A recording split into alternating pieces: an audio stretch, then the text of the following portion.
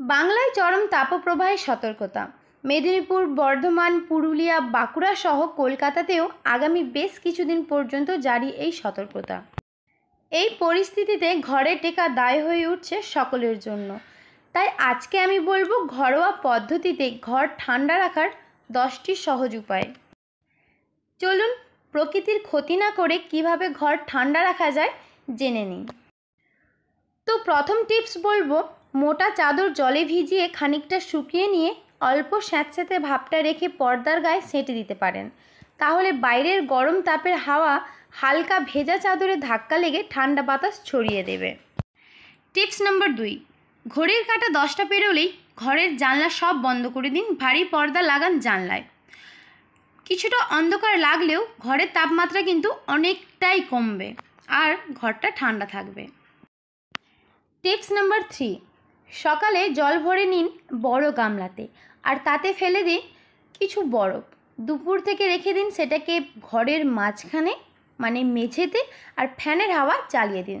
তাহলে ফ্যানের হাওয়া লেগে জলের ঠান্ডা ভাবটা ছড়িয়ে পড়বে ঘরের মধ্যে। টিপস নাম্বার 4, আমরা সবাই জানি দুপুরের পর ছাদের গরম আস্তে আস্তে ঘরে নামতে থাকে, আর এই অবস্থায় যদি একটু খড় পাওয়া যায় তাহলে এই খড়টা ছাদে একটু ছড়িয়ে দিন এবং খড়ের উপর একটা প্লাস্টিক ঢেকে দিন। প্লাস্টিক বলতে সাধারণ ভাষায় যেটা আমরা তিরপল বলি, আপনারা কিন্তু সেটাও ঢাকতে পারেন, কারণ তিরপল হচ্ছে প্লাস্টিক কিন্তু দক্ষতার সাথে তাপ আটকাতে পারে। মানে তিরপল আপনি যদি ঢেকে দেন তাহলে দেখবেন ঘরটা অনেকটা ঠান্ডা থাকবে। টিপস নাম্বার 5, যেটা কিন্তু আমরা অনেকেই ভুল করে থাকি, গরমের এই সময় ঘরের ভিতরে গ্যাসের ওভেন জ্বালালে ঘরের মধ্যে বাতাস আরও বেশি গরম হয়ে যায়, তাই চেষ্টা করবেন রান্নার কাজটা তাড়াতাড়ি সেরে ফেলার। টিপস নম্বর 6, সম্ভব হলে আপনার বাড়ির রান্নাঘরে হোক কিংবা বাথরুমে এক্সস্ট ফ্যান লাগান, তাতেও কিন্তু রান্নাঘর কিংবা বাথরুমের গরম হাওয়া সরে যাবে। টিপস নাম্বার 7, আপনাদের বাড়িতে দিনের বেলায় যত জানলা আছে সব বন্ধ করে রাখুন এবং সন্ধে হলে জানলা খুলে দিন, এতে কিন্তু হাওয়া চলাচল ভালো থাকবে। টিপস নাম্বার 8, অনেকেই ঘরের মধ্যে গাছ লাগান ঘরটা সুন্দর করে সাজিয়ে তোলার জন্য, কিন্তু এই গাছ ঘরের ভিতরে থাকা তাপমাত্রা চুষে নেয়। মানি প্ল্যান্ট, স্নেক প্ল্যান্ট কিংবা অ্যালোভেরার মতো গাছ যদি ঘরে থাকে তাহলে কিন্তু ঘরটা অনেকটাই ঠান্ডা থাকবে। টিপস নাম্বার 9, 3 থেকে 4 বালতি জল নিয়ে জানলার নিচে রেখে দিন, তাতে পর্দার নিচের অংশটা ডুবিয়ে দিয়ে চালিয়ে দিন ফ্যান। তার মধ্যে বাতাস এসে গোটা ঘর ঠান্ডা করে দেবে।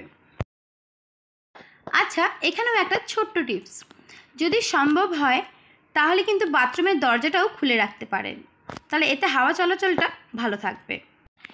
টিপস নাম্বার 10, একেবারে লাস্ট টিপস, যেটা সবথেকে প্রধান এবং গুরুত্বপূর্ণ উপায়, যাতে শুধু আপনার ঘরই নয় আপনার পাড়া, আপনার শহর, আপনার দেশ, বলা ভালো এই গোটা পৃথিবী ভালো থাকবে, সেটা হলো গাছ।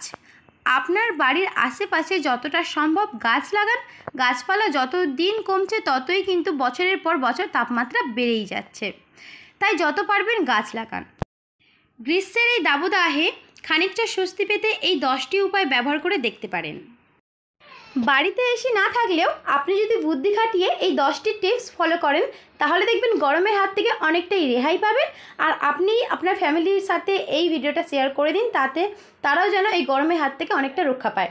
তার ভিডিওটা কেমন লাগলো একটা লাইক করে কমেন্ট করে জানাবেন। আবার দেখা হবে নেক্সট ভিডিও। ধন্যবাদ।